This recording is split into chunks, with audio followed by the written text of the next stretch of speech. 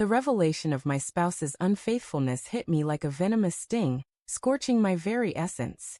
You never imagined that the person you've intertwined your life with could fracture your trust so utterly.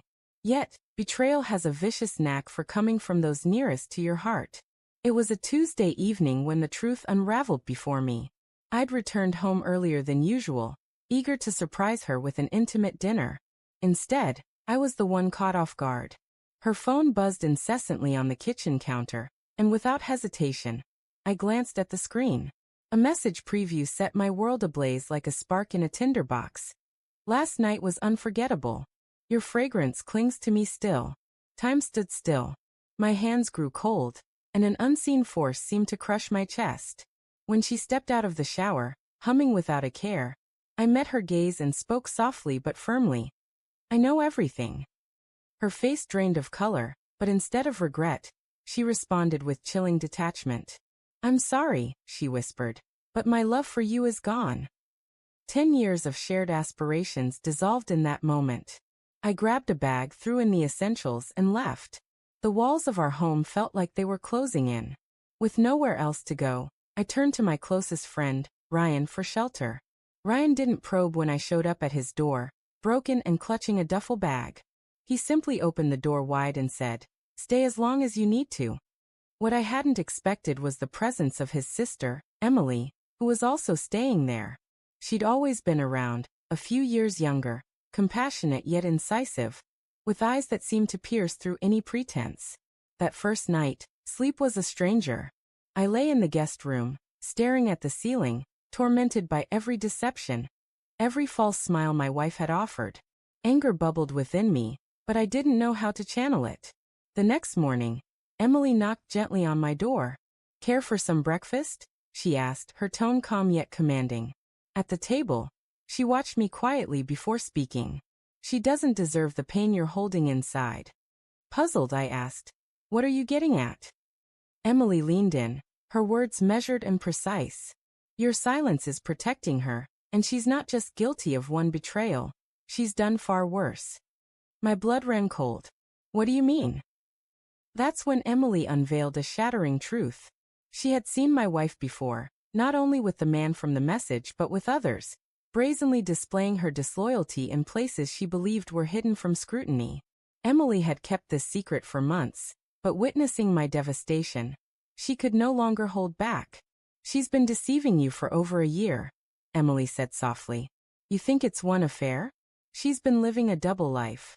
The rage that surged through me was unlike anything I'd ever felt. My wife hadn't just betrayed me once. She'd been ridiculing me, making a mockery of our life for over a year. In that instant, my sorrow morphed into a fierce determination for justice. In the days that followed, I stayed at Ryan's and Emily became my ally.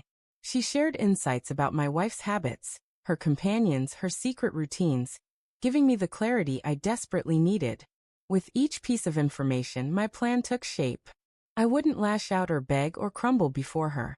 Instead, I'd unravel everything she held dear, leaving her with nothing but regret. The first move was to expose her. With Emily's assistance, I gathered evidence, photos, dates, places. Ryan helped me compile it all into a detailed file. I didn't confront my wife with it. Instead, I sent it to those she valued most, her family, her friends, her employer. Her carefully constructed image shattered in a single night. The second move was to free myself. She thought she could keep our home, our savings, our life, but I'd already sought legal advice. Armed with Emily's account and the evidence, the divorce proceedings tilted heavily in my favor. When it was done, I had the house to sell, the accounts were divided, and she was left scrambling to rebuild. The third move was personal. My wife believed she'd left me broken, that she could walk away leaving me in ruins. But Emily was there, reminding me daily that I wasn't weak, that her betrayal didn't diminish my value. It sharpened my resolve. One evening, after weeks of planning, Emily and I sat on Ryan's porch beneath a crisp night sky.